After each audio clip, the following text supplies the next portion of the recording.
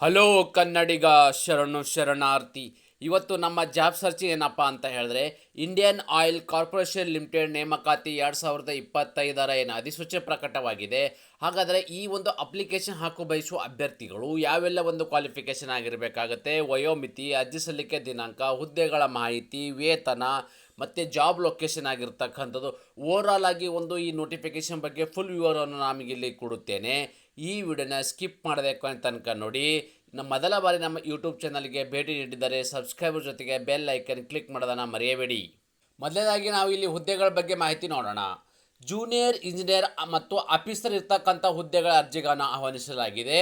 ಕರ್ತವ್ಯ ಸ್ಥಳ ನೋಡೋದಾದರೆ, ಹುದ್ದೆಗೆ ಆಯ್ಕೆಯಾಗಿರುವ ಅಭ್ಯರ್ಥಿಗಳು ಭಾರತದೆಲ್ಲೆಡೆ ಕೆಲಸವನ್ನು ನಿರ್ವಹಿಸಬೇಕು.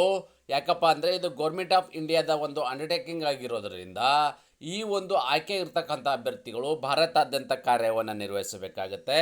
ಹಾಗಾದರೆ ಖಾಲಿ ಇರುವ ಹುದ್ದೆಗಳ ಸಂಖ್ಯೆ ನೋಡಾದರೆ ನಾವಿಲ್ಲಿ ವಿವಿಧ ಹುದ್ದೆಗಳ ಭರ್ತಿಗೆ ಅರ್ಜಿಗಳನ್ನು ಆಹ್ವಾನಿಸಲಾಗಿದೆ. ನೋಡಿ, ಏನು ವಿವಿಧ ಹುದ್ದೆಗಳಂದರೆ ಜೂನಿಯರ್ ಇಂಜಿನಿಯರ್ ಮತ್ತು ಆಫೀಸರ್ ಇರ್ತಕ್ಕಂಥ ಹುದ್ದೆಗಳ ಅರ್ಜಿಗಳನ್ನು ಆಹ್ವಾನಿಸಲಾಗಿದೆ. ಹಾಗಾದರೆ ಈ ಒಂದು ಅಪ್ಲಿಕೇಶನ್ ಹಾಕು ಬಯಸುವ ಅಭ್ಯರ್ಥಿಗಳಿಗೆ ಯಾವೆಲ್ಲ ಒಂದು ಶೈಕ್ಷಣಿಕ ಅರ್ಹತೆ ಆಗಿರಬೇಕು ಅಂತ ನೋಡೋದಾದರೆ ತಾವು ಗಮನಿಸಬಹುದು. 3 ವರ್ಷಗಳ ಕಾಲ ಡಿಪ್ಲೊಮಾ ಮತ್ತು ಜನರಲ್, EWS ಮತ್ತು OBC ಮತ್ತು ಅಭ್ಯರ್ಥಿಗಳು 65% ಕಡಿಮೆ ಇಲ್ಲದಂತೆ ಹಾಗೂ SC/ST ಮತ್ತು PWD ಅಭ್ಯರ್ಥಿಗಳು 55% ಅಂಕಗಳೊಂದಿಗೆ ಇಲ್ಲದಂತೆ ಅರ್ಹತೆ ಹೊಂದಿರಬೇಕು. ನೋಡಿ, 3 ವರ್ಷಗಳ ಕಾಲ ಏನು ಡಿಪ್ಲೊಮಾದಲ್ಲಿ ನೀವು ಪಾಸಾಗಿರ್ತಕ್ಕಂಥ ಅಭ್ಯರ್ಥಿಗಳು, ಅದರಲ್ಲಿಯೂ EWS OBC ಅಭ್ಯರ್ಥಿಗಳಿಗೆ ಮತ್ತು 65% ನೀವು ಪಾಸಾಗಿರಬೇಕಾಗತ್ತೆ. SC/ST ಅಭ್ಯರ್ಥಿಗಳು ಮತ್ತು PWD ಅಭ್ಯರ್ಥಿಗಳು 55% ನೀವು ಡಿಪ್ಲೊಮಾ ಪಾಸಾಗಿರ್ತಕ್ಕಂಥ ಅಭ್ಯರ್ಥಿಗಳು ಅರ್ಜಿಗಳನ್ನು ಸಲ್ಲಿಸಬಹುದಾಗಿದೆ. ವಯೋಮಿತಿ ಬಗ್ಗೆ ನಾವಿಲ್ಲಿ ಮಾಹಿತಿ ನೋಡೋದಾದರೆ, 1 ಜುಲೈ 2025 ಅನ್ವಯವಾಗುವಂತೆ ಗರಿಷ್ಠ ಎಷ್ಟಿರ್ತಕ್ಕಂಥದ್ದು 26 ವರ್ಷ ಮೀರಿರಬಾರ್ದು. ನೋಡಿ, 1/7/2025 ಅನ್ವಯವಾಗುವಂತೆ ಮ್ಯಾಕ್ಸಿಮಮ್ ವಯೋಮಿತಿ 26 ವರ್ಷದ ಒಳಗಡೆ ಇರಬೇಕು. ವಯೋಮಿತಿಯಲ್ಲಿ ಸಡಿಲಿಕೆ ನೀಡಲಾಗಿದ್ದು ಏನಪ್ಪ ಅಂದರೆ IOCL ಮಾನದಂಡ, ಅಂದರೆ ಇಂಡಿಯನ್ ಆಯಿಲ್ ಕಾರ್ಪೊರೇಷನ್ ಲಿಮಿಟೆಡ್ ಒಂದು ಅಧಿಸೂಚನೆ ಪ್ರಕಾರ, ಅಂದರೆ ಆ ಒಂದು ಮಾನದಂಡಗಳ ಪ್ರಕಾರ SC/ST OBC ಅಭ್ಯರ್ಥಿಗಳು ಮತ್ತು PWD ಅಭ್ಯರ್ಥಿಗಳಿಗೆ ವಯೋಮಿತಿಯಲ್ಲಿ ಸಡಿಲಿಕೆಯನ್ನು ನೀಡಲಾಗಿದೆ. ಆಯ್ಕೆ ಇರ್ತಕ್ಕಂಥ ಅಭ್ಯರ್ಥಿಗಳಿಗೆ ಪ್ರತಿ ತಿಂಗಳು ಸಿಗ್ತಕ್ಕಂಥ ಒಂದು ವೇತನ ಎಷ್ಟು ಅಂತ ನೋಡೋದಾದರೆ ನಾವಿಲ್ಲಿ ಹುದ್ದೆಗೆ ಆಯ್ಕೆಯಾದ ಅಭ್ಯರ್ಥಿಗಳಿಗೆ ನೋಡಿ, ಹುದ್ದೆಗೆ ಆಯ್ಕೆಯಾದ ಅಭ್ಯರ್ಥಿಗಳಿಗೆ ಮಾಸಿಕ ರೂಪಾಯಿ 30,000ದಿಂದ 1,20,000 ರೂಪಾಯಿವರೆಗೂ ವೇತನ ನೀಡಲಾಗುವುದು. ನೋಡಿ, ಏನಿದು ಡಿಪ್ಲೊಮಾ ಹೋಲ್ಡರಿಗೆ ಸಂಬಂಧಪಟ್ಟ ಅಭ್ಯರ್ಥಿಗಳಿಗೆ ಹುದ್ದೆಗಳು ಕರೆದಿದ್ದು, ಆಯ್ಕೆ ಇರ್ತಕ್ಕಂಥ ಅಭ್ಯರ್ಥಿಗಳಿಗೆ ಪ್ರತಿ ತಿಂಗಳು ಸಿಗ್ತಕ್ಕಂಥ ವೇತನ 30,000ದಿಂದ 1,20,000 ರೂಪಾಯಿವರೆಗೂ ಪ್ರತಿ ತಿಂಗಳು ಸಿಗ್ತಕ್ಕಂಥ ವೇತನವಾಗಿರುತ್ತೆ. ಹಾಗಾದರೆ ಈ ಅಪ್ಲಿಕೇಶನ್ ಹಾಕಿರ್ತಕ್ಕಂಥ ಅಭ್ಯರ್ಥಿಗಳಿಗೆ ಒಂದು ಆಯ್ಕೆ ಪ್ರಕ್ರಿಯೆ ಹೇಗೆ ಮಾಡ್ತಾರೆ ಅಂತ ನಾವಿಲ್ಲಿ ನೋಡೋದಾದರೆ ತಾವುಗಳಲ್ಲಿ ಗಮನಿಸಬಹುದು. ಓಕೆ, ಕಂಪ್ಯೂಟರ್ ಏನು ಬೆಸ್ಟ್ ಟೆಸ್ಟು ಮತ್ತು ಗ್ರೂಪ್ ಡಿಸ್ಕಷನ್ ಮತ್ತು ಗ್ರೂಪ್ ಟಾಸ್ಕ್ ಇರ್ತಕ್ಕಂಥದ್ದು, ಪರ್ಸನಲ್ ಇಂಟರ್ವ್ಯೂಗಳು ಕೂಡ ನಡ್ತಕ್ಕಂಥದ್ದು.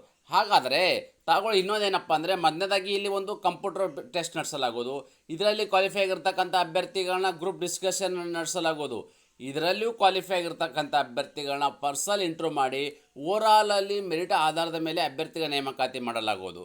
ಹಾಗಾದರೆ ಅದೇ ರೀತಿ ಪರೀಕ್ಷಾ ಕೇಂದ್ರಗಳು ಕೂಡ ನೋಡ್ಬೋದು. ಇಲ್ಲಿ ತಾವುಗಳು ಗಮನಿಸಿ, ಪರೀಕ್ಷಾ ಕೇಂದ್ರ ಎಲ್ಲೆಲ್ಲಪ್ಪ ಅಂತ ಹೇಳಿದ್ರೆ ಇಲ್ಲಿ ತಾವುಗಳು ಗಮನಿಸಬಹುದು. ಅಂದರೆ ಕರ್ನಾಟಕದಲ್ಲಿರ್ತಕ್ಕಂಥದ್ದು, ಯಾಕಂದರೆ ಇದು ಕೇಂದ್ರ ಸರ್ಕಾರದ ಹುದ್ದೆಗಳಾಗಿರೋದ್ರಿಂದ ಕರ್ನಾಟಕದಲ್ಲಿ ಎಕ್ಸಾಮ್ ಸೆಂಟರ್ನ ಅವಕಾಶ ಮಾಡಿಕೊಡಲಾಗಿದೆ. ಬೆಂಗಳೂರು, ಮೈಸೂರು ಮತ್ತು ಮಂಗಳೂರಿನಲ್ಲಿ, ಅಂದರೆ ಕರ್ನಾಟಕದಲ್ಲಿ 3 ಕೇಂದ್ರಗಳಲ್ಲಿ ನೀವು ಎಕ್ಸಾಮ್ ಬರೋಕ್ಕೆ ಅವಕಾಶವನ್ನು ಮಾಡಿಕೊಡಲಾಗಿದೆ. ಅದೇ ರೀತಿ ಅರ್ಜಿ ಸಲ್ಲಿಕೆ ವಿಧಾನ ಹೇಗಪ್ಪ ಅಂದರೆ, ಅರ್ಜಿಗಳನ್ನು ಹೇಗೆ ಸಲ್ಲಿಸಬೇಕಪ್ಪ ಅಂತ ಹೇಳಿದ್ರೆ, ಅಭ್ಯರ್ಥಿಯು ಈ ಹುದ್ದೆಗೆ ಆನ್ಲೈನ್ ಮೂಲಕವೇ ಅರ್ಜಿಗಳನ್ನು ಸಲ್ಲಿಸಬೇಕು. ಈ ಆನ್ಲೈನ್ ಮೂಲಕ ಅರ್ಜಿ ಸಲ್ಲಿಸಬೇಕಾದರೆ ನನ್ನ ಅಪ್ಲಿಕೇಶನ್ ವೆಬ್ಸೈಟ್ ಇದೆ. ಆ ಒಂದು ವೆಬ್ಸೈಟು ನನ್ನ ಯೂಟ್ಯೂಬರ್ ಡಿಸ್ಕ್ರಿಪ್ಷನ್ ಬಾಕ್ಸಲ್ಲಿ ಲಿಂಕನ್ನು ಕೊಟ್ಟಿರುತ್ತೇನೆ. ಆ ಲಿಂಕ್ ಮೇಲೆ ಕ್ಲಿಕ್ ಮಾಡೋ ಮೂಲಕ ನೇರವಾಗಿ ತಮ್ಮ ಅರ್ಜಿಗಳನ್ನು ಸಲ್ಲಿಸಬಹುದಾಗಿದೆ. ನಿಗದಿತ ಅರ್ಜಿ ಶುಲ್ಕದ ವಿವರವನ್ನು ನಾವು ಇಲ್ಲಿ ನೋಡೋದಾದರೆ, SC/ST PWD ಅಭ್ಯರ್ಥಿಗಳಿಗೆ ಅರ್ಜಿ ಶುಲ್ಕದಿಂದ ವಿನಾಯಿತಿಯನ್ನು ನೀಡಲಾಗಿದೆ. ನೋಡಿ, SC/ST PWD ಅಭ್ಯರ್ಥಿಗಳಿಗೆ ಯಾವುದೇ ರೀತಿಯ ಅರ್ಜಿ ಶುಲ್ಕ ಇರುವುದಿಲ್ಲ. ಉಳಿದೆಲ್ಲ ಅಭ್ಯರ್ಥಿಗಳು, ಅಂದರೆ ಅದು OBC ಅಭ್ಯರ್ಥಿಯಾಗಿರಬಹುದು, ಜನರಲ್ ಕ್ಯಾಟಗರಿ ಸಂಬಂಧಪಟ್ಟ ಅಭ್ಯರ್ಥಿಗಳಿಗೆ 400 ರೂಪಾಯಿ ಅರ್ಜಿ ಶುಲ್ಕವಿದೆ. ಹಾಗಾದರೆ ಈ 400 ರೂಪಾಯಿ ಅರ್ಜಿ ಶುಲ್ಕವನ್ನು ಹೇಗೆ ಪಾವತಿಸಬೇಕಪ್ಪ ಅಂತ ಹೇಳಿದ್ರೆ, ನೀವು ಆನ್ಲೈನ್ ಅಪ್ಲಿಕೇಶನ್ ಹಾಕಬೇಕಾದರೆ debit card, credit card, net banking, UPI, PhonePe, Google Pay ಮುಖಾಂತರನೂ ಈ ಅರ್ಜಿ ಶುಲ್ಕವನ್ನು ಪಾವತಿ ಮಾಡೋಕ್ಕೆ ಅವಕಾಶ ಮಾಡಿಕೊಡಲಾಗಿದೆ.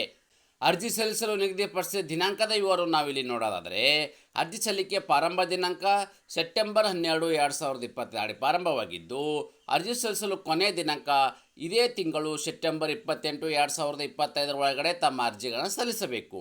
ಕಂಪ್ಯೂಟರ್ ಮತ್ತು ಬೆಸ್ಟ್ ಟೆಸ್ಟ್ ದಿನಾಂಕ ಕೂಡ ಅಕ್ಟೋಬರ್ 31, 2025 ಎಕ್ಸಾಮ್ ಕೂಡ ನಡೆಯಲಿದೆ. ಇದೇ ರೀತಿ ನಾವು ಕೊಡ್ತಕ್ಕಂಥ ಪ್ರತಿನಿತ್ಯದ ರಾಜ್ಯ ಸರ್ಕಾರ ಆಗಿರಬಹುದು ಮತ್ತು ಕೇಂದ್ರ ಸರ್ಕಾರದ ಮಾಹಿತಿ ನೀವು ಇಷ್ಟಪಡುತ್ತೀರಿ ಎಂದು ಭಾವಿಸುತ್ತೇನೆ. ಈ ಉದ್ಯೋಗ ಮಾಹಿತಿ ನಿಮಗೆ ಇಷ್ಟವಾದರೆ ನಿಮ್ಮ ಫ್ಯಾಮಿಲಿಗೂ ಫ್ರೆಂಡ್ಸ್ಗೂ ಶೇರ್ ಮಾಡಲು ಮರೆಯದಿರಿ. ನ್ಯೂ ಜಾಬ್ ಕನ್ನಡ ತಪ್ಪದೆ ಒಂದು ಲೈಕ್ ಕೊಡಿ.